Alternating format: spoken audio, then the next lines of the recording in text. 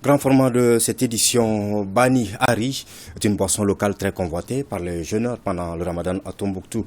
Un jus spécifique qui ne se vend pas mais que l'on donne dans les familles, les mosquées et autres lieux de regroupement pour la rupture du jeûne. Yaya Tandina nous l'a fait découvrir. Le mois de Ramadan, mois de dévotion, de prière et surtout de privation de manger et de boire jusqu'à la tombée du soleil. Cet instant qui marque la fin du jeûne est aussi un moment d'effervescence et de retrouvailles autour des menus pour la rupture du jeûne. À Tombouctou, le menu est diversifié, varié, surtout enrichi par des produits vitaminés.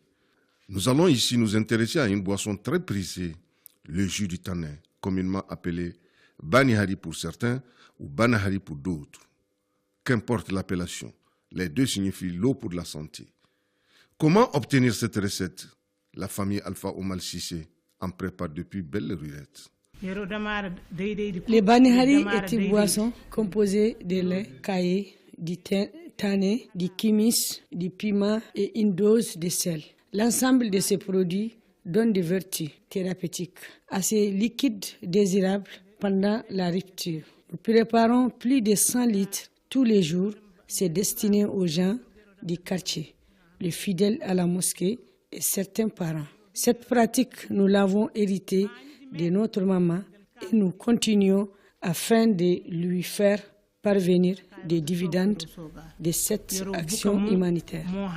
Le Bani Hari, moi, personnellement, c'est ma boisson préférée pendant le mois de Carême parce que j'ai compris que c'est une boisson vraiment qui soulage beaucoup la soif. Je consomme le Bani Hari parce que c'est bon aussi pour la santé.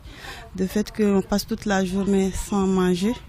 Du coup, après le jeûne, quand tu prends le Bani Hari, c'est bon. Avec sa particularité en saveur, cette boisson dispose de plusieurs vertus thérapeutiques. Ça assainit quand même les poumons, ça assainit le ventre.